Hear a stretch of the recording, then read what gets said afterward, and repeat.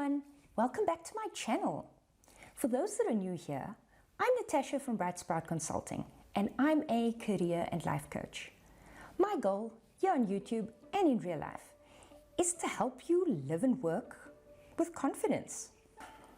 In today's video, I wanted to share my very opinionated opinion about a South African guy that's been in the news quite a bit, doing some stuff that could be seen as controversial. I want to talk about Elon Musk.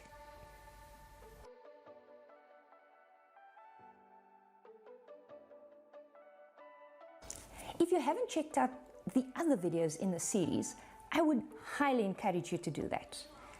They're a ride, a wild time.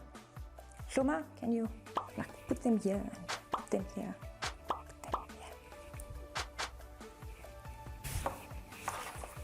Hloma, you like Elon Musk, hey? I like Elon, right? I think he's really great. Okay. I know lots of people who like Elon. I'm just not one of those people. And it's not because I think he's a bad person. I just have these ambivalent feelings towards him. So you all know that Elon has put in an offer to buy Twitter in its entirety.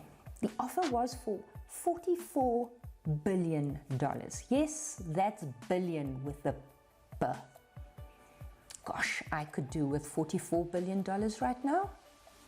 It's a lot of money.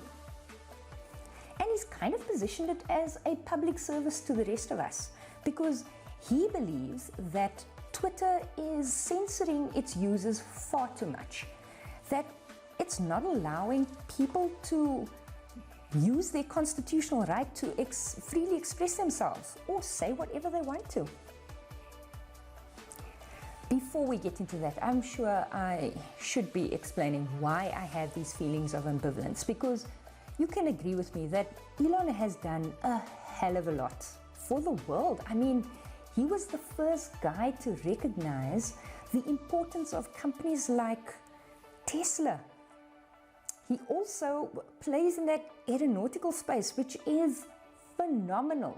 He's done some pretty fantastic things. And he's quite inspirational, but he's just something in me that doesn't connect with him. I suppose that comes from the fact that I kind of feel like a scorned woman in this scenario.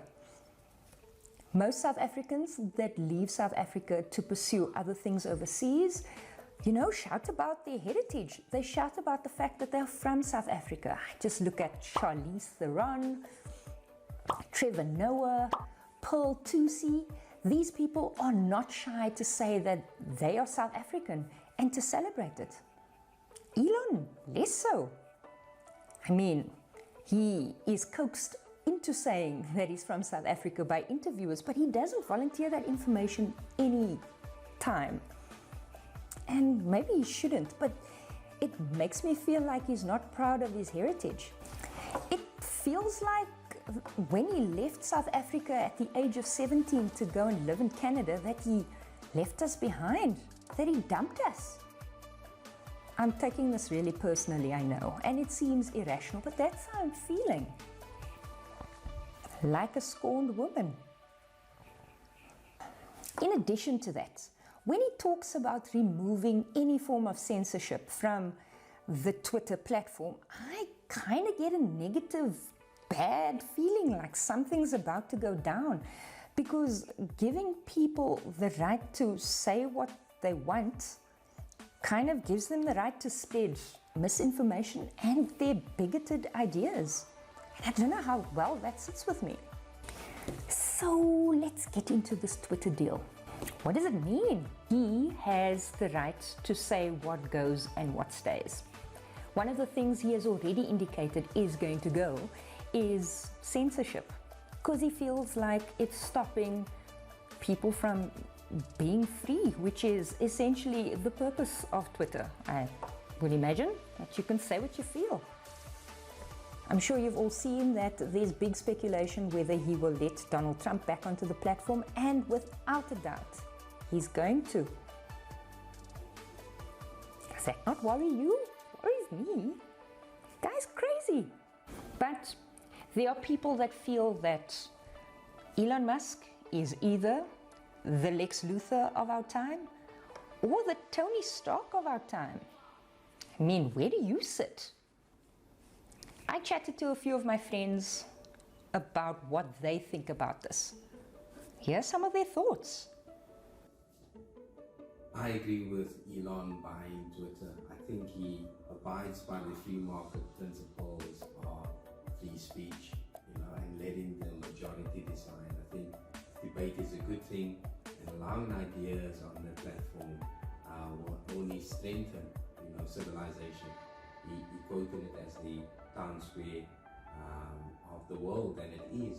You only get to great things through engagement and through working together. Look at his companies like Tesla and especially SpaceX, where he collaborates closely with engineers to build great products. So at the end of the day, I think he has a plan for Twitter. He wants to expand discourse, he wants to follow free market principles, but also maybe he just wants to do it for the meme.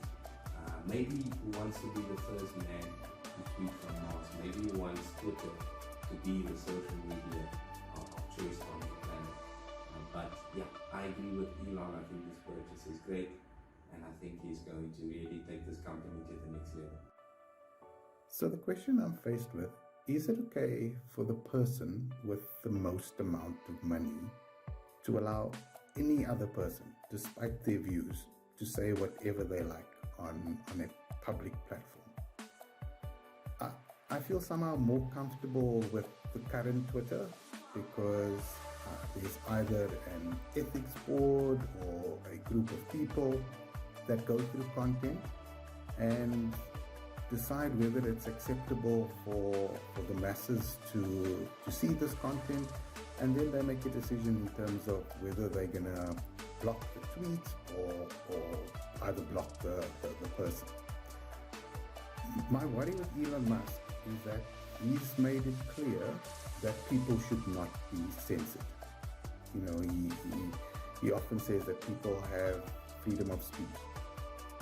My worry with this is that what if this freedom of speech causes damage to others or recruits susceptible minds to the wrong cause? So don't get me wrong, I'm under no illusion that the fact that rich people for a long time somehow often pay for content in terms of what gets put out there. Let me give you an example. So if you look at the difference between CNN and Fox News in terms of the type of news or the news about certain people that they put out, or even locally, if you look at the SABC or ETV, I'm under no illusion that the people that put out these stories are somehow affected or influenced by where their financing comes from. So they know where, who their finance is. And why would they go around and spreading news that would maybe piss off the people that invest in them, or even worse, piss off the type of viewers that they might have. So the argument could be, well, what if Elon Musk puts together, takes over Twitter and puts together his own ethics board or his own group of people that look at the content and that on Twitter? I don't believe that he would, though. I think what he's made very public in the media is that he believes that it was a mistake from Twitter when they silenced certain people, and that, freedom of speech should be out there. So do I believe that he would have some type of ethics board? What I've seen so far in the media, my argument is no. The other argument that I've heard is that Twitter is a public platform. So if you don't like what you see on there, just leave. The issue I have with that is that, we have to admit that there is a big societal pressure on belonging to some or even all of these social media platforms. So when we do understand that there are kids or even some adults that can be drawn into believing something that they've read. That's a worry. So therefore, again, if you don't have a ethics board or someone that looks at the content, the wrong people could see this content. So therefore, I don't really think that argument holds ground. So therefore, I come back to my question: can rich people dictate what is ethically acceptable to the masses? And my answer will have to be no. Often people misconstrue the words by, no, you can't silence people. But what if you look at it the other way around? Well, we need to protect others. And for this protection, and for the protection of many in society, I feel so much more comfortable if a public platform like Twitter remains out of the hands of Elon Musk. Okay, so my perceptions of Elon Musk would definitely be mostly positive at this point because of the fact that he's from South Africa. I think that does give me a sense of pride because of all the changes that he's making in the industry within technology. I work in recruitment dealing with careers in technology, and it's always a good idea for that industry especially to be very forward thinking, and that is Elon Musk. So from that perspective, definitely positive, but the only thing that concerns me would be the way that he deals with the power that he has. He's got a lot of influential power besides money.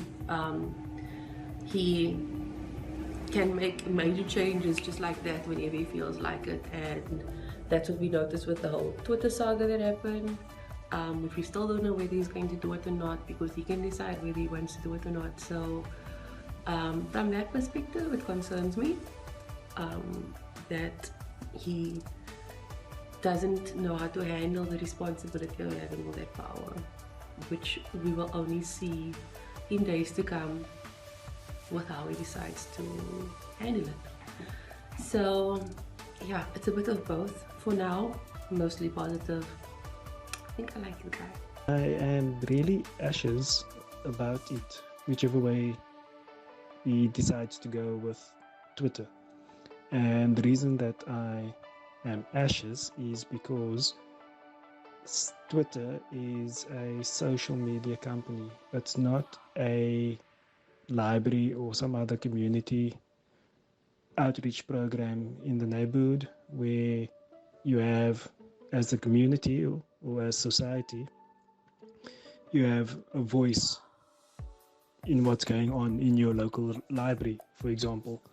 So if Twitter and the stakeholders of Twitter as a company decides to make a change, if you as a user of that platform do not agree with it, then your options are to go along or to not use the platform.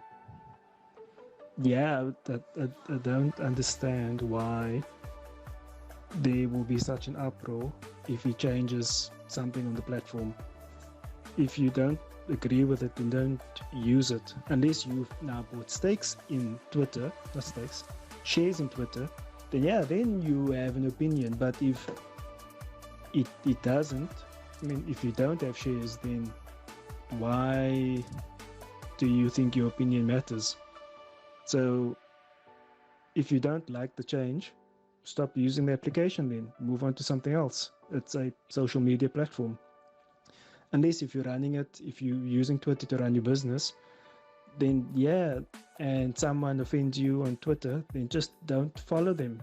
Don't pay attention to their comments. I mean, when Twitter started, it did start as a free speech type platform where no censoring was happening. So that was the whole essence of it at the beginning.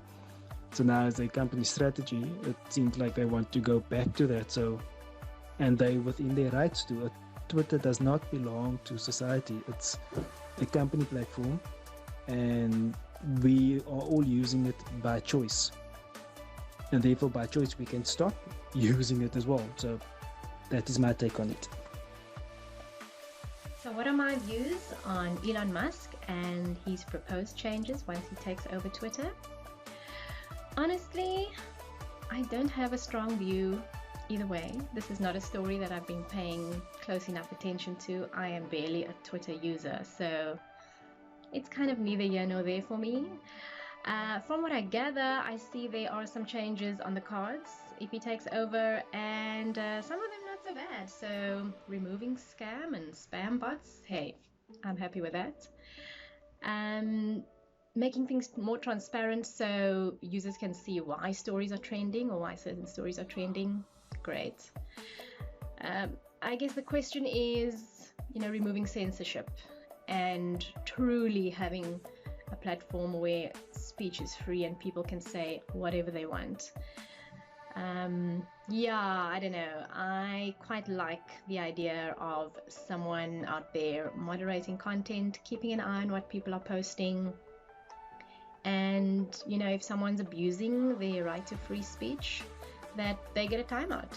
I'm okay with that. I'm happy with that. I think people forget that their words have power and meaning and live on forever, on social media.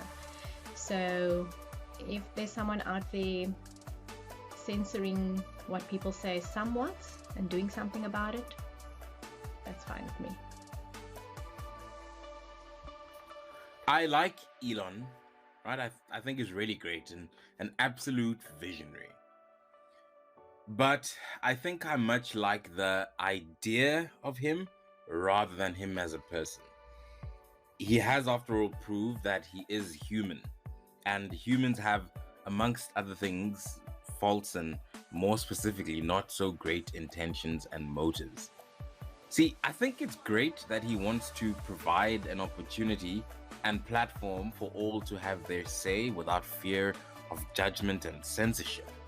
But come on, you really believe it's a good idea to allow everyone to just run their mouth off with impunity?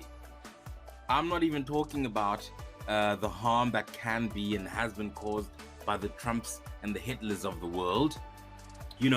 Those really bad people.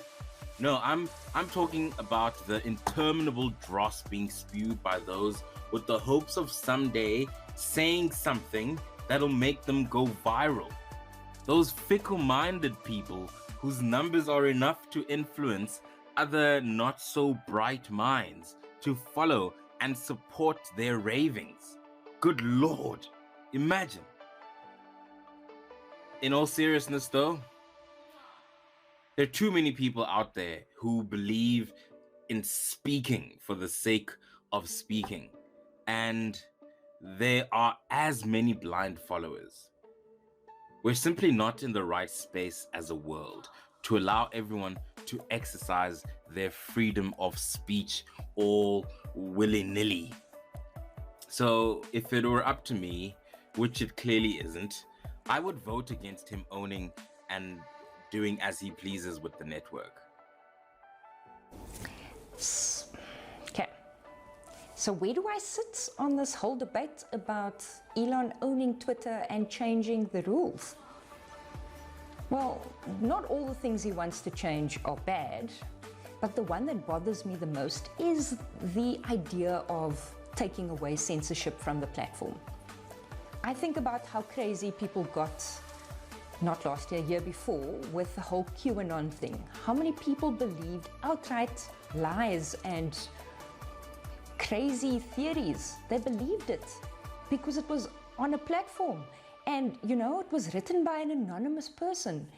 People cut off ties with their family for that. And using that experience, I worry that there are too many idiots on the platform to be okay with them just saying whatever they want.